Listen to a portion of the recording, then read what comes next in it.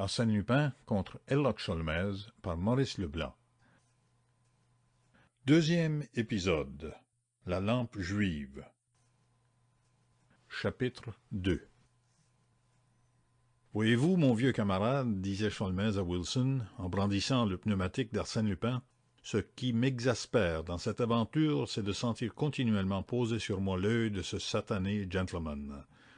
Aucune de mes pensées les plus secrètes ne lui échappe. J'agis comme un acteur dont tous les pas sont réglés par une mise en scène rigoureuse, qui va là et qui dit cela, parce que le voulut ainsi une volonté supérieure. Comprenez-vous, Wilson? Wilson eût certainement compris s'il n'avait dormi le profond sommeil d'un homme dont la température varie entre 40 et 41 degrés. Mais qu'il entendît ou non, cela n'avait aucune importance pour Sholmès qui continuait. Il me faut faire appel à toute mon énergie et mettre en œuvre toutes mes ressources pour ne pas me décourager. Heureusement qu'avec moi, ces petites taquineries sont autant de coups d'épingle qui me stimulent. Le feu de la piqûre apaisé, la plaie d'amour-propre refermée, j'en arrive toujours à dire « Amuse-toi bien, mon bonhomme. Un moment ou l'autre, c'est toi-même qui te trahiras. » Car enfin, Wilson, n'est-ce pas Lupin qui, par sa première dépêche et par la réflexion qu'elle a suggérée à la petite Henriette, n'est-ce pas lui qui m'a livré le secret de sa correspondance avec Alice Demun? Vous oubliez ce détail, vieux camarade. Il déambulait dans la chambre, à pas sonores, au risque de réveiller le vieux camarade. Enfin, ça ne va pas trop mal, et si les chemins que je suis sont un peu obscurs, je commence à m'y retrouver. Tout d'abord, je vais être fixé sur le sieur Bresson. Ganimard et moi, nous avons rendez-vous au bord de la Seine, à l'endroit où Bresson a jeté son paquet. Et le rôle du monsieur nous sera connu. Pour le reste, c'est une partie à jouer entre Alice Demun et moi. L'adversaire est de mince envergure, hein, Wilson? Et ne pensez-vous pas qu'avant un peu, je saurai la phrase de l'album et ce que signifient ces deux lettres isolées, ce C et ce H. Car tout est là, Wilson. Mademoiselle entra au même instant, et apercevant Sholmès qui gesticulait, elle lui dit gentiment « Monsieur Sholmès, je vais vous gronder si vous réveillez mon malade. Ce n'est pas bien à vous de le déranger. Le docteur exige une tranquillité absolue. » Il la contemplait sans un mot, étonné comme au premier jour de son calme inexplicable. « Qu'avez-vous à me regarder, monsieur Sholmès? »« Rien. Mais si vous semblez toujours avoir une arrière-pensée. Laquelle? Répondez, je vous en prie. » Elle l'interrogeait de tout son clair visage, de ses yeux ingénus, de sa bouche qui souriait, et de toute son attitude aussi, de ses mains jointes, de son buste légèrement penché en avant. Il y avait tant de candeur en elle que l'Anglais en éprouva de la colère. Il s'approcha et lui dit à voix basse « Bresson s'est tué hier soir. » Elle répéta, sans avoir l'air de comprendre « Bresson s'est tué hier soir. » En vérité, aucune contraction n'altéra son visage, rien qui révélât l'effort du mensonge. « Vous étiez prévenu, lui dit-il avec irritation, sinon vous auriez au moins tressailli. Ah, vous êtes plus forte que je ne croyais. Mais pourquoi dissimuler? » Il saisit l'album à images qu'il venait de déposer sur une table voisine et, l'ouvrant à la page découpée, « Pourriez-vous me dire dans quel ordre on doit disposer les lettres qui manquent ici, pour connaître la teneur exacte du billet que vous avez envoyé à Bresson, 4 jours avant le vol de la lampe juive? »« Dans quel ordre? Bresson? Le vol de la lampe juive? » Elle redisait les mots lentement, comme pour en dégager le sens. Il insista. « Oui, voici les lettres employées, sur ce bout de papier. Que disiez-vous à Bresson? » Les lettres employées, ce que je disais. Soudain, elle éclata de rire. « Ça y est, je comprends. Je suis la complice du vol. Il y a un monsieur Bresson qui a pris la lampe juive et qui s'est tué. Et moi, je suis l'ami de ce monsieur. Oh, que c'est amusant! » « Qui donc avez-vous été voir hier dans la soirée, au second étage d'une maison de l'avenue des Ternes? »« Qui? Mais ma modiste. Mademoiselle Langeais? Est-ce que ma modiste et mon ami Monsieur Bresson ne feraient qu'une seule et même personne? Malgré tout, Sholmès douta. On peut feindre de manière à donner le change, la terreur, la joie, l'inquiétude, tous les sentiments, mais non point l'indifférence, non point le rire heureux et insouciant. Cependant, il lui dit encore: un dernier mot. Pourquoi, l'autre soir, à la gare du Nord, m'avez-vous abordé? Et pourquoi m'avez-vous supplié de repartir immédiatement sans m'occuper de ce vol? Ah, vous êtes trop curieux, monsieur Sholmès, répondit-elle en riant toujours de la façon la plus naturelle. Pour votre punition, vous ne saurez rien. Et en outre, vous garderez le malade pendant que je vais chez le pharmacien. Une ordonnance pressée. Je me sauve. Elle sortit. Je suis roulé, murmura Sholmès. Non seulement je n'ai rien tiré d'elle, mais c'est moi qui me suis découvert.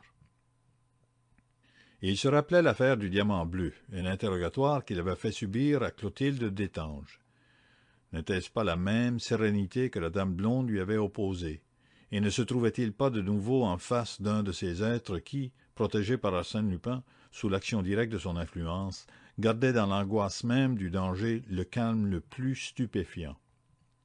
Sholmès, Sholmès. Il s'approcha de Wilson qui l'appelait et s'inclina vers lui. Qu'y a-t-il, vieux camarade? On souffre? Wilson remua les lèvres sans pouvoir parler. Enfin, après de grands efforts, il bégaya: non, Sholmès, ce n'est pas elle. Il est impossible que ce soit elle. Qu'est-ce que vous me chantez là? Je vous dis que c'est elle, moi. Il n'y a qu'en face d'une créature de Lupin, dressée et remontée par lui, que je perds la tête et que j'agis aussi sottement. La voilà maintenant qui connaît toute l'histoire de l'album. Je vous parie qu'avant 1 heure, Lupin sera prévenu. Avant 1 heure? Que dis-je? Mais tout de suite. Le pharmacien, l'ordonnance pressée, des blagues. Il s'esquiva rapidement, descendit l'avenue de Mécène et avisa mademoiselle qui entrait dans une pharmacie. Elle reparut 10 minutes plus tard avec des flacons et une bouteille enveloppée de papier blanc. Mais alors qu'elle remontait l'avenue, elle fut accostée par un homme qui la poursuivit, la casquette à la main et l'air obséquieux, comme s'il demandait la charité. Elle s'arrêta, elle lui fit l'aumône, puis reprit son chemin. Elle lui a parlé, se dit l'Anglais. Plutôt qu'une certitude, ce fut une intuition, assez forte cependant pour qu'il changeât de tactique. Abandonnant la jeune fille, il se lança sur la piste du faux mendiant. Ils arrivèrent ainsi l'un derrière l'autre à la place Saint-Ferdinand, et l'homme erra longtemps autour de la maison de Bresson, levant parfois les yeux aux fenêtres du second étage et surveillant les gens qui pénétraient dans la maison. Au bout d'1 heure, il montait sur l'impériale d'un tramway qui se dirigeait vers Neuilly. Sholmès y monta également et s'assit derrière l'individu, un peu plus loin, et à côté d'un monsieur qui dissimulait les feuilles ouvertes de son journal. Aux fortifications, le journal s'abaissa. Sholmès aperçut Ganimard, et Ganimard lui dit à l'oreille en désignant l'individu: « C'est notre homme d'hier soir, celui qui suivait Bresson. Il y a 1 heure qu'il vagabonde sur la place. »« Rien de nouveau pour Bresson? » demanda Sholmès. « Si, une lettre qui est arrivée ce matin à son adresse. »« Ce matin? Donc elle a été mise à la poste hier, avant que l'expéditeur ne sache la mort de Bresson. »« Précisément. Elle est entre les mains du juge d'instruction. Mais j'en ai retenu les termes. Il n'accepte aucune transaction. Il veut tout, la première chose aussi bien que celle de la seconde affaire. Sinon, il agit. Et pas de signature, ajouta Ganimard. Comme vous voyez, ces quelques lignes ne nous serviront guère. Je ne suis pas du tout de votre avis, monsieur Ganimard. Ces quelques lignes me semblent au contraire fort intéressantes. Et pourquoi, mon Dieu? Pour des raisons qui me sont personnelles, répondit Sholmès avec le sans-gêne dont il usait envers son collègue. Le tramway s'arrêta rue du Château, au point terminus. L'individu descendit et s'en alla paisiblement. Sholmès l'escortait, et de si près que Ganimard s'en effraya. S'il se retourne, nous sommes brûlés. Il ne se retournera pas maintenant. Qu'en savez-vous? C'est un complice d'Arsène Lupin, et le fait qu'un complice de Lupin s'en va ainsi, les mains dans ses poches, prouve d'abord qu'il se sait suivi, et en second lieu qu'il ne craint rien. Pourtant nous le serrons d'assez près. Pas assez pour qu'il ne puisse glisser entre les doigts avant une minute. Il est trop sûr de lui. Voyons, vous me faites poser. Il y a là-bas à la porte de ce café 2 agents cyclistes.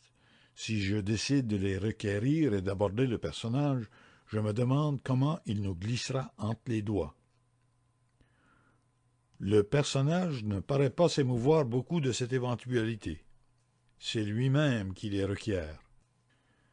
Nom d'un chien, proféra Ganimard, il a de l'aplomb. L'individu, en effet, s'était avancé vers les 2 agents au moment où ceux-ci se disposaient à enfourcher leur bicyclette. Il leur dit quelques mots, puis, soudain, sauta sur une 3e bicyclette qui était appuyée contre le mur du café et s'éloigna rapidement avec les 2 agents. L'Anglais s'esclaffait. « Hein? L'avais-je prévu? 1, 2, 3 enlevés. Et par qui? Par 2 de vos collègues, monsieur Ganimard. Ah, il se met bien Arsène Lupin. Des agents cyclistes à sa solde. Quand je vous disais que notre personnage était beaucoup trop calme. » « Alors quoi? » s'écria Ganimard, vexé. « Que fallait-il faire? C'est très commode de rire. » « Allons, ne vous fâchez pas. On se vengera. Pour le moment, il nous faut du renfort. Folenfant m'attend au bout de l'avenue de Neuilly. Eh bien, prenez-le au passage et venez me rejoindre. » Ganimard s'éloigna, tandis que Sholmès suivait les traces des bicyclettes, d'autant plus visibles sur la poussière de la route que 2 des machines étaient munies de pneumatiques striés.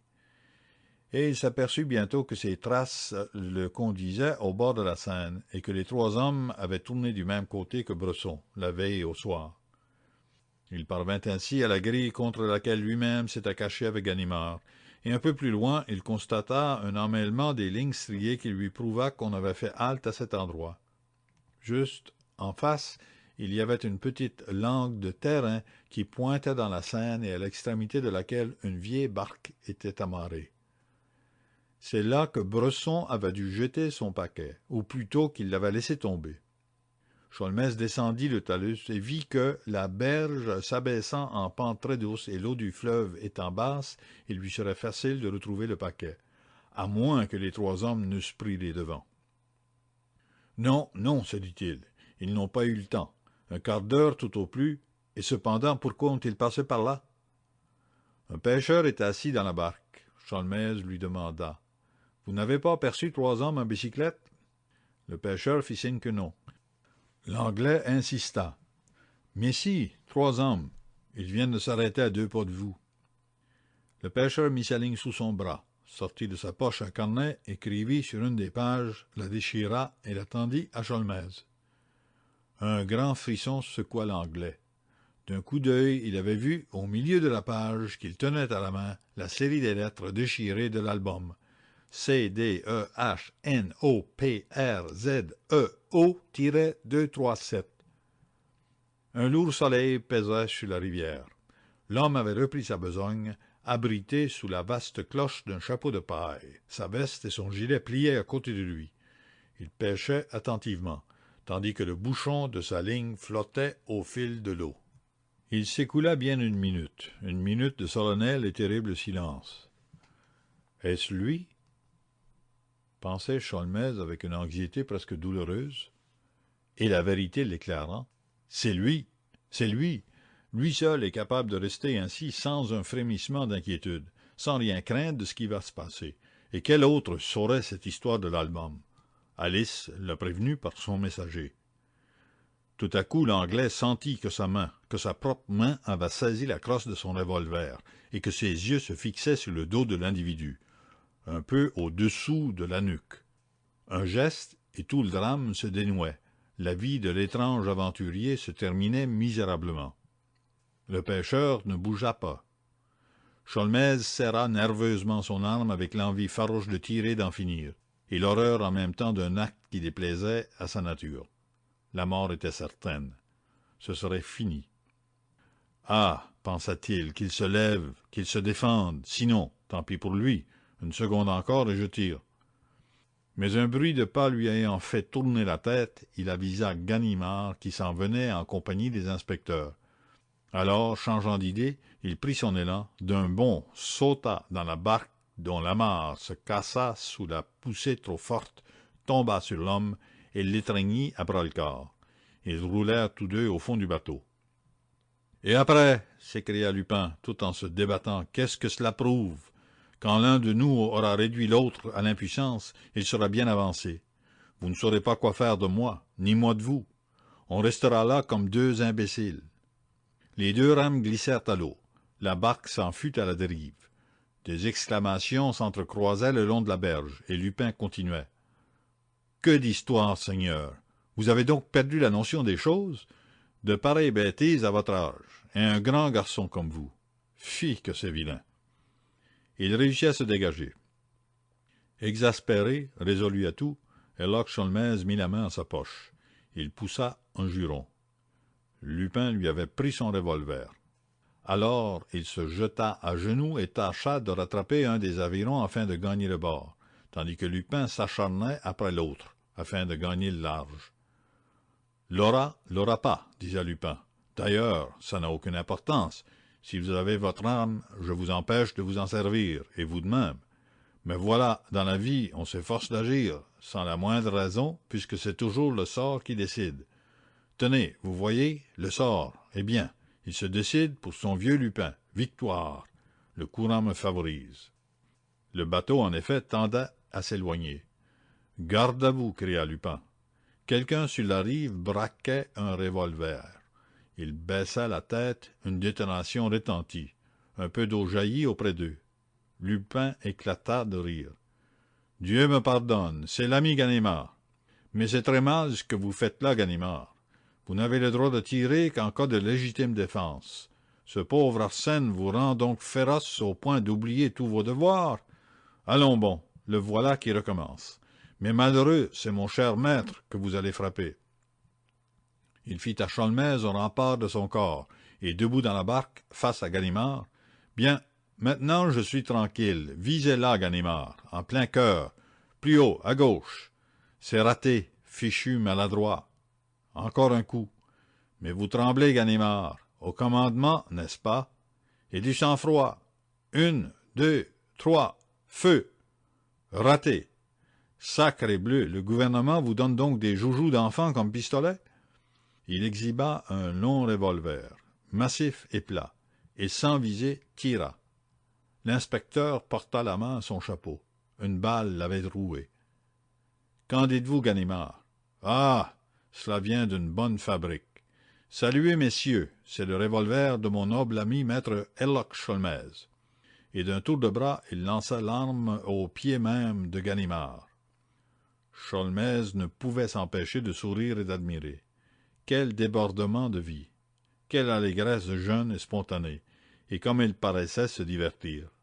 On eût dit que la sensation du péril lui causait une joie physique, et que l'existence n'avait pas d'autre but pour cet homme extraordinaire que la recherche de danger qu'il s'amusait ensuite à conjurer.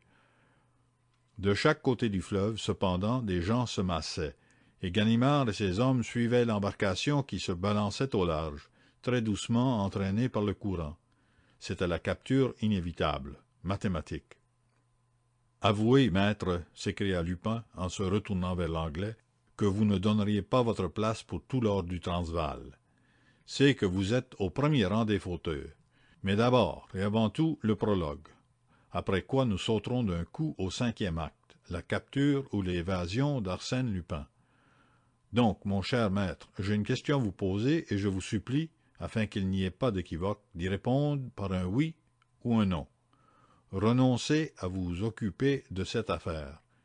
Il en est encore temps et je puis réparer le mal que vous avez fait. Plus tard, je ne le pourrai plus. Est-ce convenu? Non. La figure de Lupin se contracta. Visiblement, cette obstination l'irritait. Il reprit. J'insiste, pour vous encore plus que pour moi, j'insiste.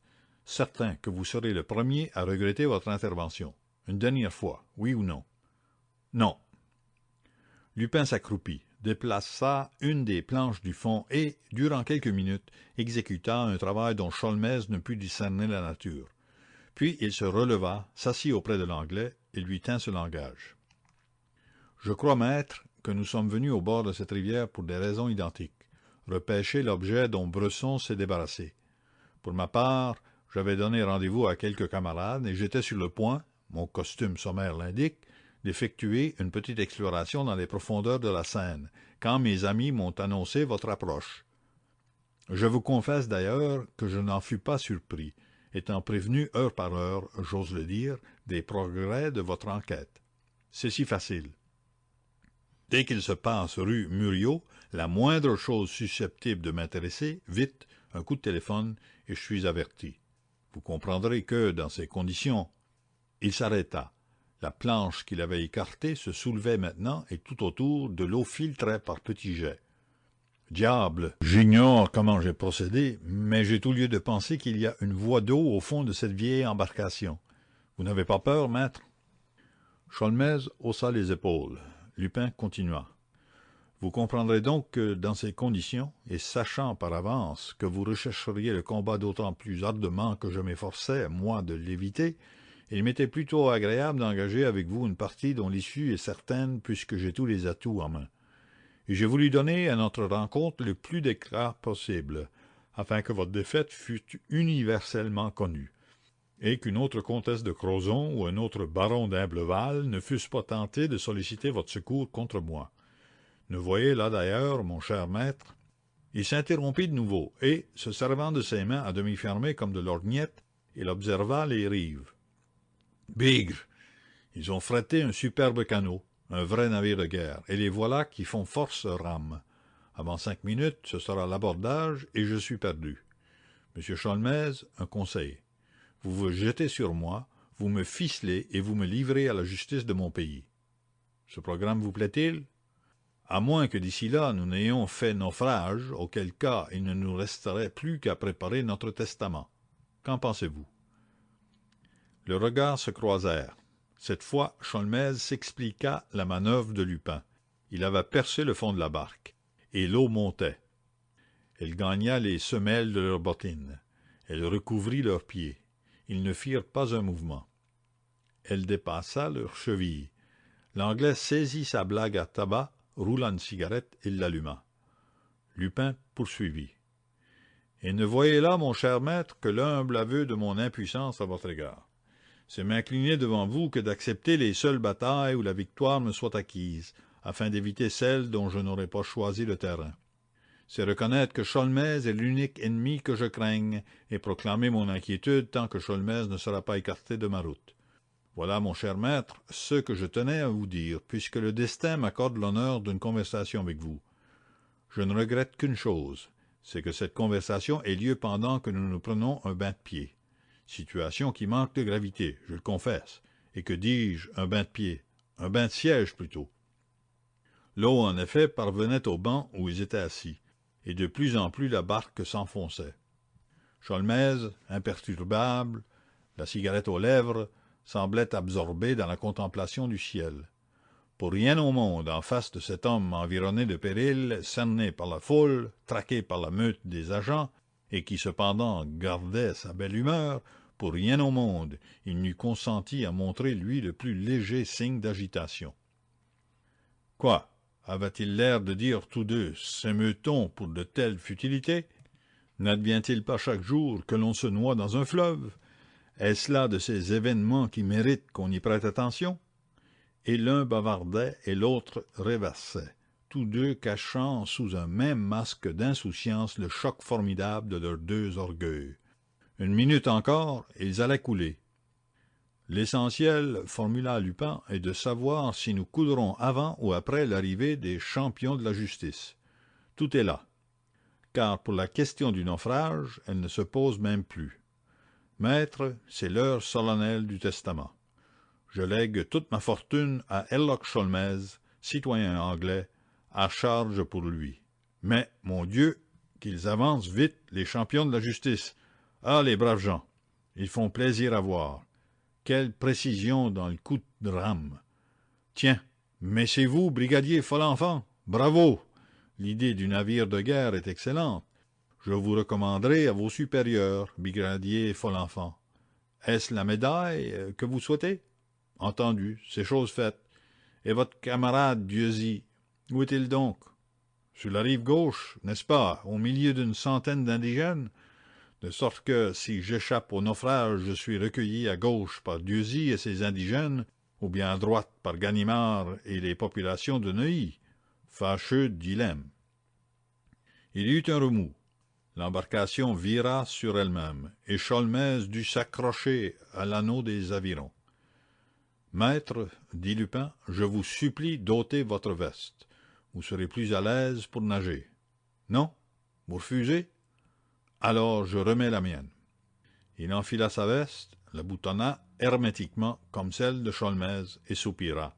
« Quel heureux d'homme vous faites! Et qu'il est dommage que vous vous entêtiez dans une affaire, où vous donnez certes la mesure de vos moyens, mais si vainement.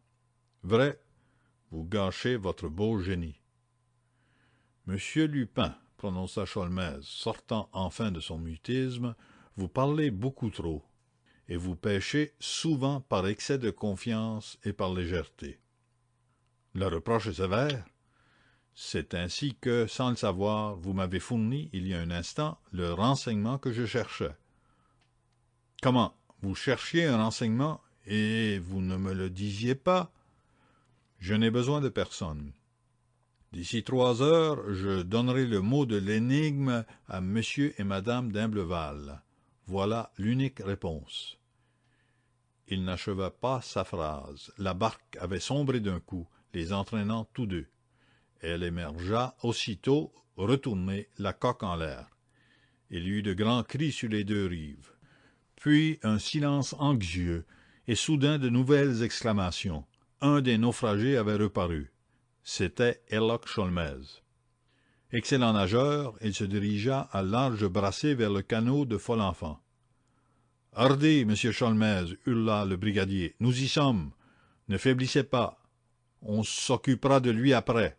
Nous le tenons. Allez, un petit effort, monsieur Sholmès, prenez la corde. » L'Anglais saisit une corde qu'on lui tendait, mais pendant qu'il se hissait à bord, une voix derrière lui l'interpella. « Le mot de l'énigme, mon cher maître. Parbleu, oui, vous l'aurez. Je m'étonne même que vous ne l'ayez pas déjà. Et après, à quoi cela vous servira-t-il?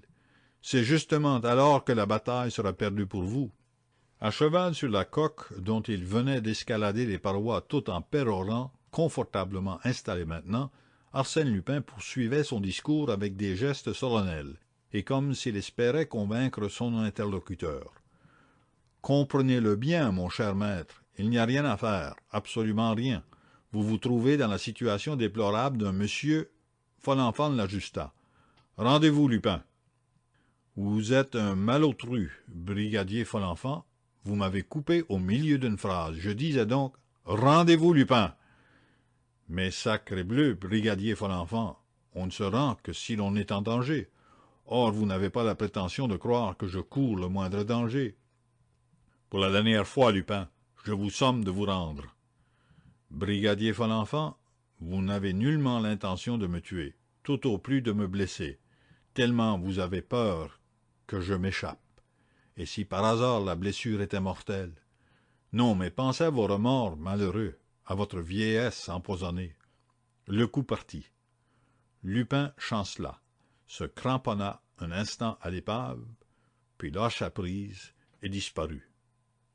Il était exactement 3 heures lorsque ces événements se produisirent. À 6 heures précises, ainsi qu'il l'avait annoncé, Herlock Sholmès, vêtu d'un pantalon trop court et d'un veston trop étroit, qu'il avait emprunté à un aubergiste de Neuilly, coiffé d'une casquette et paré d'une chemise de flanelle à cordelière de soie, entra dans le boudoir de la rue Murillo, après avoir fait prévenir monsieur et madame d'Imbleval qu'il leur demandait un entretien.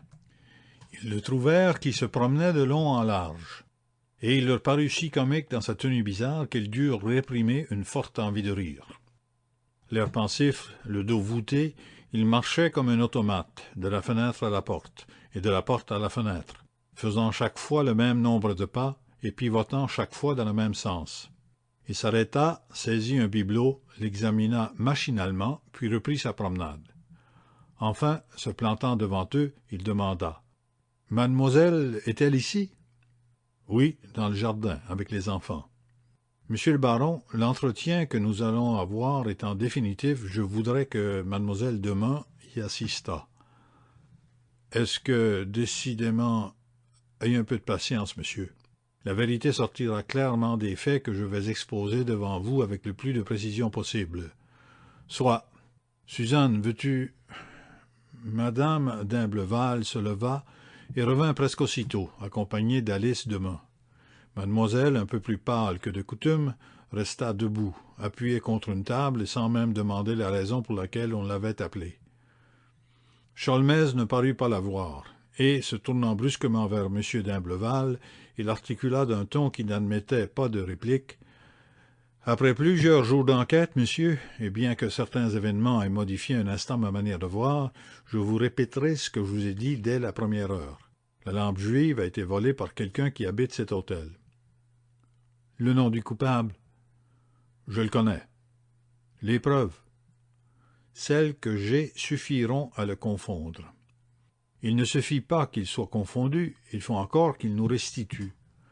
La lampe juive, elle est en ma possession. » « Le collier d'opale, la tabatière? »« Le collier d'opale, la tabatière, bref, tout ce qui vous fut dérobé la seconde fois est en ma possession. » Sholmès aimait ces coups de théâtre et cette manière un peu sèche d'annoncer ses victoires. De fait, le baron et sa femme semblaient stupéfiés, et le considéraient avec une curiosité silencieuse qui était la meilleure des louanges. Il reprit ensuite par le menu le récit de ce qu'il avait fait durant ces 3 jours. Il dit la découverte de l'album, écrivit sur une feuille de papier la phrase formée par les lettres découpées, puis raconta l'expédition de Bresson au bord de la Seine et le suicide de l'aventurier, et enfin la lutte que lui, Sholmès, venait de soutenir contre Lupin, le naufrage de la barque et la disparition de Lupin. Quand il eut terminé, le baron dit à voix basse: « Il ne vous reste plus qu'à nous révéler le nom du coupable. Qui donc accusez-vous? » « J'accuse la personne qui a découpé les lettres de cet alphabet et communiqué au moyen de ces lettres avec Arsène Lupin. »« Comment savez-vous que le correspondant de cette personne est Arsène Lupin? » ?»« Par Lupin lui-même. » Il tendit un bout de papier mouillé et froissé. C'était la page que Lupin avait arrachée de son carnet dans la barque et sur laquelle il avait inscrit la phrase.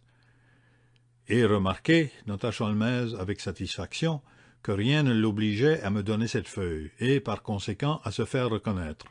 Simple gaminerie de sa part, et qui m'a renseigné. « Qui vous a renseigné? » dit le baron. « Je ne vois rien, cependant. » Sholmès repassa au crayon les lettres et les chiffres. C-D-E-H-N-O-P-A-Z-E-O-237. « Eh bien, fit M. d'Imblevalle, c'est la formule que vous venez de nous montrer vous-même. » Non. Si vous aviez tourné et retourné cette formule dans tous les sens, vous auriez vu du premier coup d'œil, comme je l'ai vu, qu'elle n'est pas semblable à la première. Et en quoi donc? Elle comprend 2 lettres de plus, un E et un O. En effet, je n'avais pas observé. Rapprochez ces 2 lettres du C et du H, qui nous restaient en dehors du mot répondez, et vous constaterez que le seul mot possible est écho. Ce qui signifie l'Écho de France, le journal de Lupin, son organe officiel, celui auquel il réserve ses communiqués. Répondez à l'Écho de France, rubrique de la petite correspondance, numéro 237. C'était là le mot de l'énigme que j'ai tant cherché et que Lupin m'a fourni avec tant de bonne grâce. J'arrive des bureaux de l'Écho de France. Et vous avez trouvé... J'ai trouvé toute l'histoire détaillée des relations d'Arsène Lupin et de sa complice. Et Sholmès étala 7 journaux ouverts à la 4e page et dont il détacha les 7 lignes suivantes. Premier. ARS.LUP. Dame IMPL. PROTECT.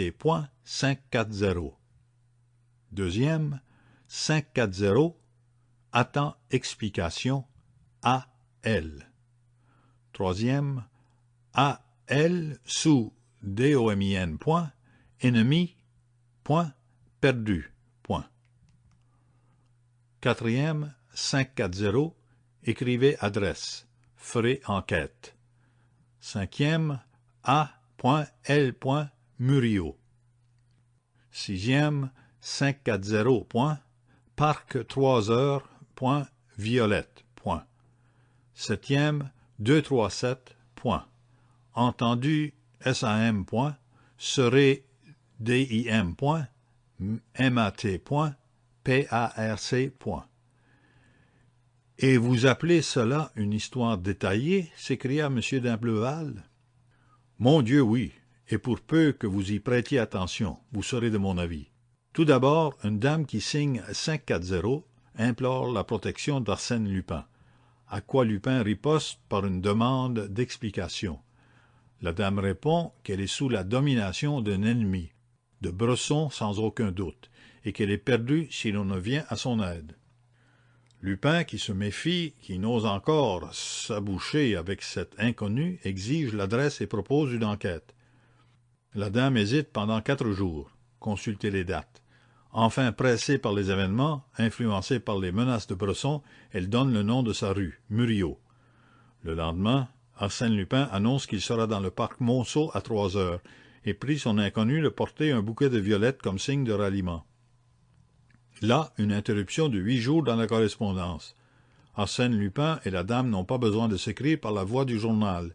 Ils se voient ou s'écrivent directement. Le plan est ourdi pour satisfaire aux exigences de Bresson. La dame enlèvera la lampe juive. Reste à fixer le jour. La dame qui, par prudence, correspond à l'aide de mots découpés et collés, se décide pour le samedi et ajoute « Répondez écho 237 ». Lupin répond que c'est entendu et qu'il sera en outre le dimanche matin dans le parc.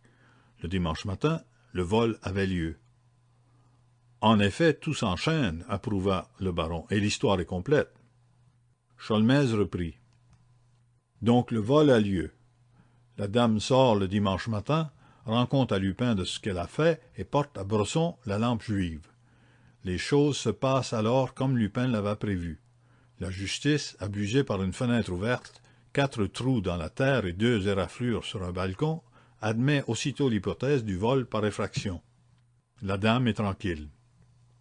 Soit, fit le baron, j'admets cette explication très logique. Mais le second vol? Le second vol fut provoqué par le premier. Les journaux ayant raconté comment la lampe juive avait disparu, quelqu'un eut l'idée de répéter l'agression et de s'emparer de ce qui n'avait pas été emporté. Et cette fois, ce ne fut pas un vol simulé, mais un vol réel, avec effraction véritable, escalade, etc. Lupin, bien entendu. Non, Lupin n'agit pas aussi stupidement. Lupin ne tire pas sur les gens pour un oui ou un non. Alors qui est-ce? Bresson, sans aucun doute, et à l'insu de la dame qui l'avait fait chanter. C'est Bresson qui est entré ici, c'est lui que j'ai poursuivi, c'est lui qui a blessé mon pauvre Wilson. En êtes-vous bien sûr? Absolument. Un des complices de Bresson lui a écrit hier, avant son suicide, une lettre qui prouve que des pourparlers furent engagés entre ce complice et Lupin, pour la restitution de tous les objets volés dans votre hôtel. Lupin exigeait tout, la première chose, c'est-à-dire la lampe juive, aussi bien que celle de la seconde affaire. En outre, il surveillait Bresson. Quand celui-ci s'est rendu hier soir au bord de la Seine, un des compagnons de Lupin le filait en même temps que nous. Qu'allait faire Bresson au bord de la Seine? Averti des progrès de mon enquête, averti par qui? Par la même dame, laquelle craignait à juste titre que la découverte de la lampe juive n'amenât à la découverte de son aventure. Donc, Bresson averti, réunit en un seul paquet ce qui peut le compromettre, et il le jette dans un endroit où il lui est possible de le reprendre, une fois le danger passé. C'est au retour que, traqué par Ganimard et par moi, ayant sans doute d'autres forfaits sur la conscience, il perd la tête et se tue. Mais que contenait le paquet? La lampe juive et vos autres bibelots. Ils ne sont donc pas en votre possession? Aussitôt après la disparition de Lupin, j'ai profité du bain qu'il m'avait forcé de prendre pour me faire conduire à l'endroit choisi par Bresson, et je retrouvai, enveloppé de linge et de toile cirée, ce qui vous fut dérobé. Le voici, sur cette table. » Sans un mot, le baron coupa les ficelles, déchira d'un coup les linges mouillés, en sortit la lampe, tourna un écrou placé sous le pied, fit effort des deux mains sur le récipient, le dévissa, l'ouvrit en deux parties égales et découvrit la chimère en or, rehaussée de rubis et d'émeraudes. Elle était intacte. Il y avait dans toute cette scène, si naturelle en apparence, et qui consistait en une simple exposition de faits, quelque chose qui la rendait effroyablement tragique. C'était l'accusation formelle, directe, irréfutable, que Sholmès lançait à chacune de ses paroles contre mademoiselle. Et c'était aussi le silence impressionnant d'Alice Demun.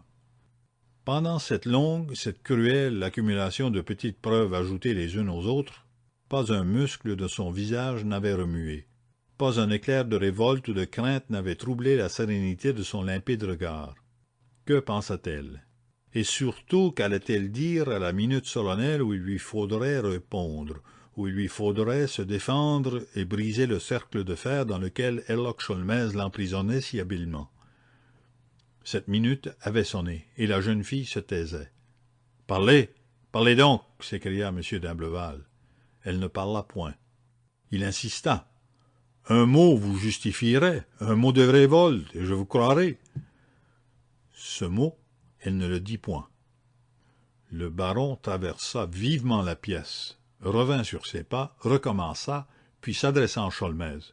« Eh bien non, monsieur, je ne peux pas admettre que ce soit vrai. Il y a des crimes impossibles, et celui-là est en opposition avec tout ce que je sais, tout ce que je vois depuis un an. » Il appliqua sa main sur l'épaule de l'Anglais. « Mais vous-même, messieurs, êtes-vous absolument et définitivement certain de ne pas vous tromper? » Sholmès hésita, comme un homme qu'on attaque à l'improviste et dont la riposte n'est pas immédiate. Pourtant il sourit et dit « Seule la personne que j'accuse pouvait, par la situation qu'elle occupe chez vous, savoir que la lampe juive contenait ce magnifique bijou. »« Je ne veux pas le croire, » murmura le baron. « Demandez-le lui. » C'est en effet la seule chose qu'il n'eût point tentée, dans la confiance aveugle que lui inspirait la jeune fille. Pourtant il n'était plus permis de se soustraire à l'évidence. Il s'approcha d'elle, et, les yeux dans les yeux, « C'est vous, mademoiselle? C'est vous qui avez pris le bijou? C'est vous qui avez correspondu avec Arsène Lupin et simulé le vol? » Elle répondit, « C'est moi, monsieur. » Elle ne baissa pas la tête. Sa figure n'exprima ni honte ni gêne. « Est-ce possible? » murmura M. d'Imblevalle. « Je n'aurais jamais cru. Vous êtes la dernière personne que j'aurais soupçonnée. Comment avez-vous fait, malheureuse? » Elle dit, « J'ai fait ce que M. Sholmès a raconté. La nuit du samedi au dimanche, je suis descendu dans ce boudoir, j'ai pris la lampe et le matin je l'ai portée à cet homme. »« Mais non, objecta le baron, ce que vous prétendez est inadmissible. »« Inadmissible? Et pourquoi? » »« Parce que le matin j'ai retrouvé fermée au verrou la porte de ce boudoir. » Elle rougit, perdit contenance et regarda Sholmès comme si elle lui demandait conseil. Plus encore que par l'objection du baron, Sholmès sembla frappé par l'embarras d'Alice Demun. N'avait-elle donc rien à répondre? Les aveux qui consacraient l'explication que lui, Sholmès, avait fournie sur le vol de la lampe juive, masquaient-ils un mensonge qui détruisait aussitôt l'examen des faits? Le baron reprit. « Cette porte était fermée. J'affirme que j'ai retrouvé le verrou comme je l'avais mis la veille au soir. Si vous aviez passé par cette porte ainsi que vous le prétendez, il eût fallu que quelqu'un vous ouvrît de l'intérieur, c'est-à-dire du boudoir ou de notre chambre. Or, il n'y avait personne à l'intérieur de ces deux pièces.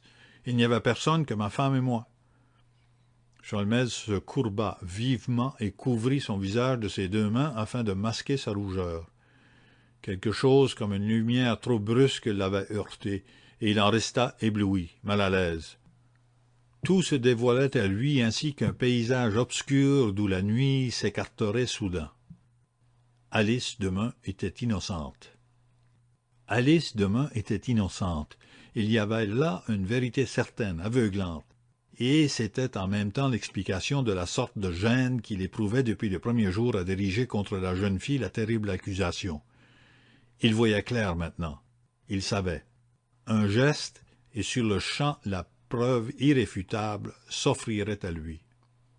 Il releva la tête et, après quelques secondes, aussi naturellement qu'il le put, il tourna les yeux vers madame d'Imblevalle. Elle était pâle, de cette pâleur inaccoutumée qui vous envahit aux heures implacables de la vie. Ses mains, qu'elle s'efforçait de cacher, tremblaient imperceptiblement. Une seconde encore, pensa Sholmès, et elle se trahit. Il se plaça entre elle et son mari, avec le désir impérieux d'écarter l'effroyable danger qui, par sa faute, menaçait cet homme et cette femme. Mais à la vue du baron, il tressaillit au plus profond de son être. La même révélation soudaine qui l'avait ébloui de clarté illuminait maintenant M. d'Imblevalle. Le même travail s'opérait dans le cerveau du mari. Il comprenait à son tour, il voyait. Désespérément, Alice Demun se cabra contre la vérité implacable. « Vous avez raison, monsieur, je faisais erreur. En effet, je ne suis pas rentré par ici.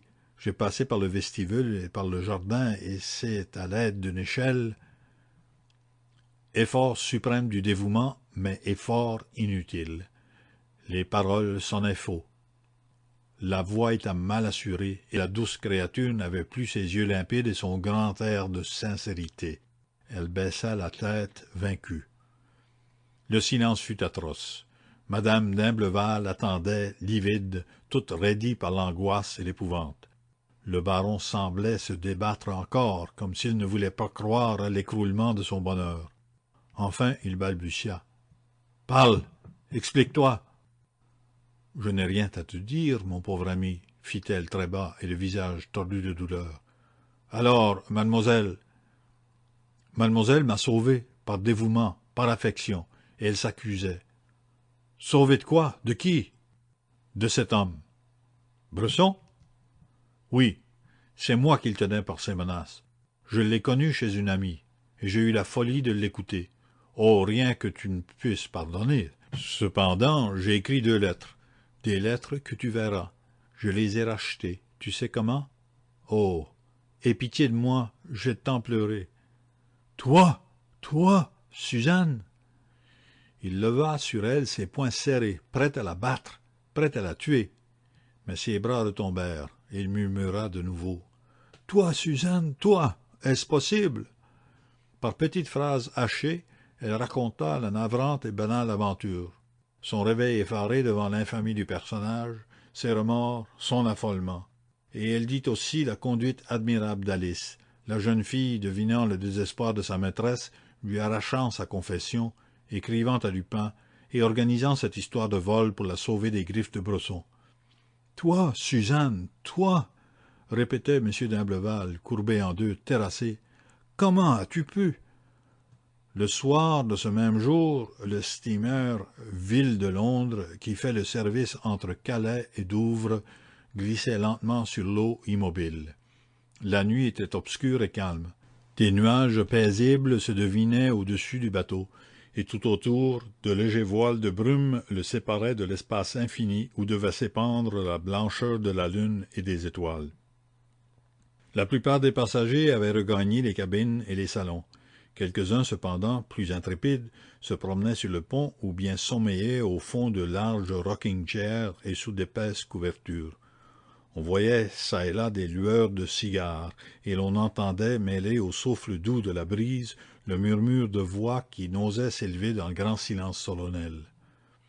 Un des passagers, qui déambulait d'un pas régulier le long des bastingages, s'arrêta près d'une personne étendue sur un banc, l'examina, et, comme cette personne remuait un peu, lui dit « Je croyais que vous dormiez, mademoiselle Alice. »« Non, non, monsieur Sholmès, je n'ai pas envie de dormir. Je réfléchis. »« À quoi? Est-ce indiscret de vous le demander? » ?»« Je pensais à madame d'Imblevalle. Elle doit être si triste. Sa vie est perdue. »« Mais non, dit-il vivement. Son erreur n'est pas de celles qu'on ne pardonne pas. Monsieur d'Imblevalle oubliera cette défaillance. Déjà, quand nous sommes partis, il la regardait moins durement. Peut-être, mais l'oubli sera long, et elle souffre. Vous l'aimez beaucoup? Beaucoup. C'est cela qui m'a donné tant de force pour sourire quand je tremblais de peur, pour vous regarder en face quand j'aurais voulu fuir vos yeux. Et vous êtes malheureuse de la quitter? Très malheureuse. Je n'ai ni parents, ni amis, je n'avais qu'elle. Vous aurez des amis, dit l'Anglais, que ce chagrin bouleversait. Je vous en fais la promesse. J'ai des relations, beaucoup d'influence. Je vous assure que vous ne regretterez pas votre situation. Peut-être, mais madame d'Imblevalle ne sera plus là. Ils n'échangèrent pas d'autres paroles. Herlock Sholmès fit encore 2 ou 3 tours sur le pont, puis revint s'installer auprès de sa compagne de voyage. Le rideau de brume se dissipa et les nuages semblaient se disjoindre au ciel. Des étoiles scintillèrent. Sholmès tira sa pipe du fond de son Macfarlane, la bourra et frotta successivement 4 allumettes sans réussir à les enflammer. Comme il n'en avait pas d'autres, il se leva et dit à un monsieur qui se trouvait assis à quelques pas, « Auriez-vous un peu de feu, s'il vous plaît ?» Le monsieur ouvrit une boîte de tisons et frotta. Tout de suite une flamme jaillit. À sa lueur, Sholmès aperçut Arsène Lupin. S'il n'y avait pas eu chez l'Anglais un tout petit geste, un imperceptible geste de recul, Lupin aurait pu supposer que sa présence à bord était connue de Sholmès, tellement celui-ci resta maître de lui, et tellement fut naturelle l'aisance avec laquelle il tendit la main à son adversaire.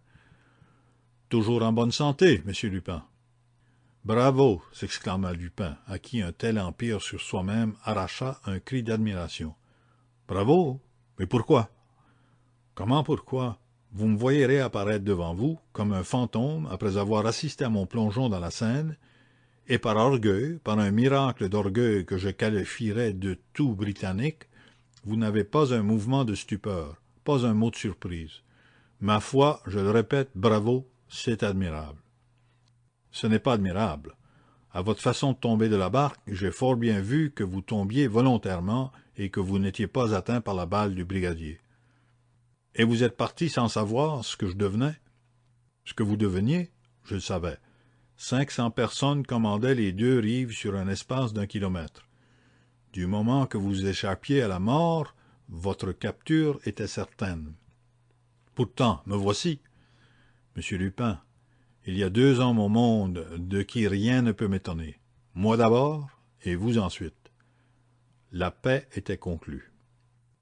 Si Sholmès n'avait point réussi dans ses entreprises contre Arsène Lupin, si Lupin demeurait l'ennemi exceptionnel qu'il fallait définitivement renoncer à saisir, si au cours des engagements il conservait toujours la supériorité, l'Anglais n'en avait pas moins, par sa ténacité formidable, retrouvé la lampe juive comme il avait retrouvé le diamant bleu. Peut-être cette fois le résultat était-il moins brillant, surtout au point de vue du public, puisque Sholmès était obligé de taire les circonstances dans lesquelles la lampe juive avait été découverte, et de proclamer qu'il ignorait le nom du coupable.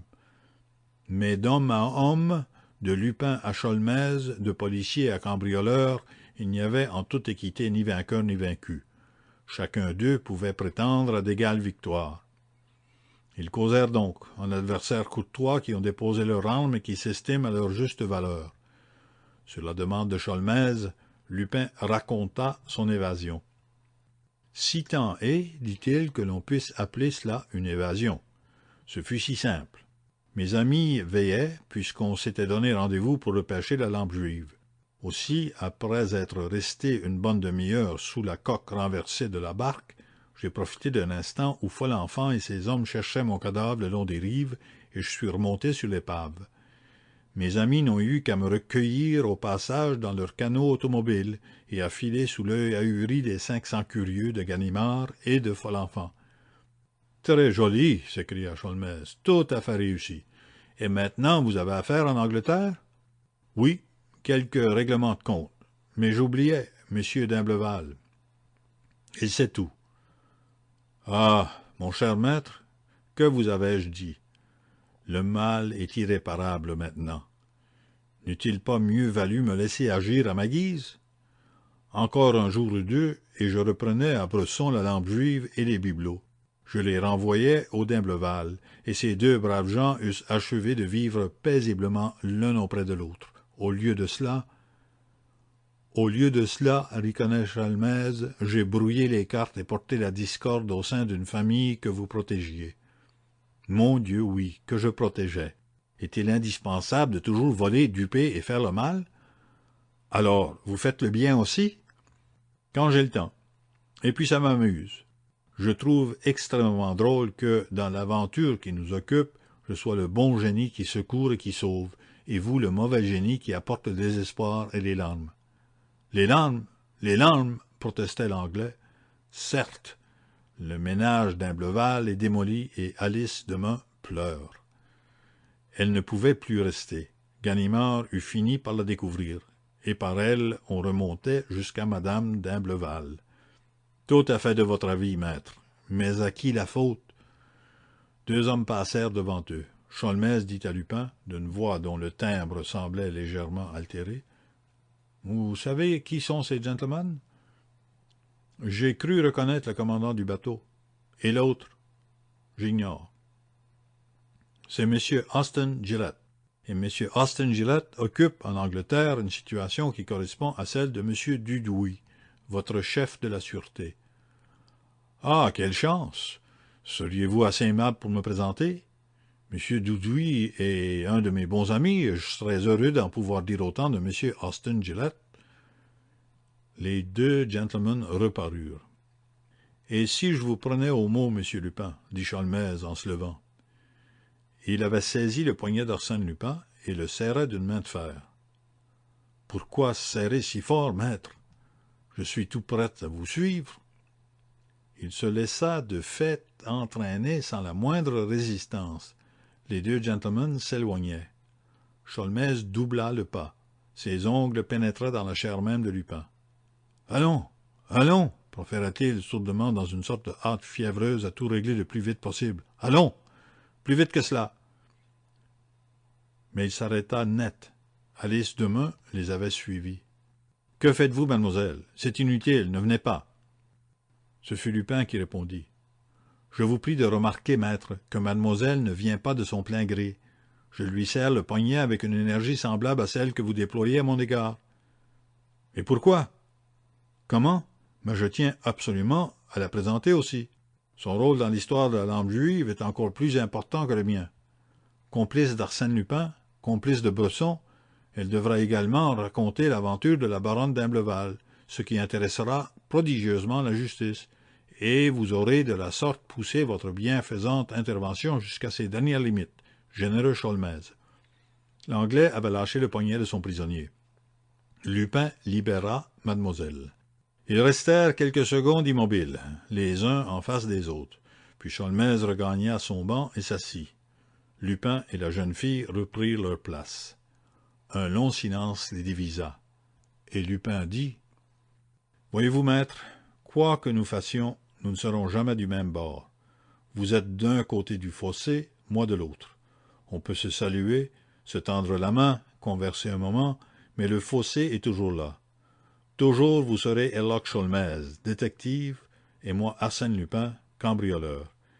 Et toujours Herlock Sholmès obéira, plus ou moins spontanément, avec plus ou moins d'à-propos, à son instinct de détective, qui est de s'acharner après le cambrioleur et de le fourrer dedans, si possible. Et toujours Arsène Lupin sera conséquent avec son âme de cambrioleur en évitant la poigne du détective, et en se moquant de lui si faire se peut. Et cette fois, faire se peut. Ah ah ah! Il éclata de rire, un rire narquois, cruel et détestable. Puis soudain grave, il se pencha vers la jeune fille. « Soyez sûre, mademoiselle, que même réduit à la dernière extrémité, je ne vous eusse pas trahi. Arsène Lupin ne trahit jamais, surtout ceux qu'il aime et qu'il admire. Et vous me permettrez de vous dire que j'aime et que j'admire la vaillante et chère créature que vous êtes. » Il tira de son portefeuille une carte de visite, la déchira en deux, en tendit une moitié à la jeune fille, et d'une même voix émue et respectueuse: « Si Monsieur Sholmès ne réussit pas dans ses démarches, mademoiselle, présentez-vous chez Lady Strongborough, vous trouverez facilement son domicile actuel, et remettez-lui cette moitié de carte, en lui adressant ces deux mots: souvenir fidèle. Lady Strongborough vous sera dévouée comme une sœur. » « Merci, dit la jeune fille, j'irai demain chez cette dame. »« Et maintenant, maître, s'écria Lupin du ton satisfait de monsieur qui a rempli son devoir, je vous souhaite une bonne nuit. Nous avons 1 heure encore de traversée. J'en profite. Il s'étendit tout de son long et croisa ses mains derrière sa tête. Le ciel s'était ouvert devant la lune. Autour des étoiles et au ras de la mer, sa clarté radieuse s'épanouissait. Elle flottait dans l'eau, et l'immensité où se dissolvaient les derniers nuages semblait lui appartenir. La ligne des côtes se détacha de l'horizon obscur. Des passagers remontèrent, le pont se couvrit de monde. M. Austin Gillett passa en compagnie de 2 individus que Sholmès reconnut pour des agents de la police anglaise. Sur son banc, Lupin dormait.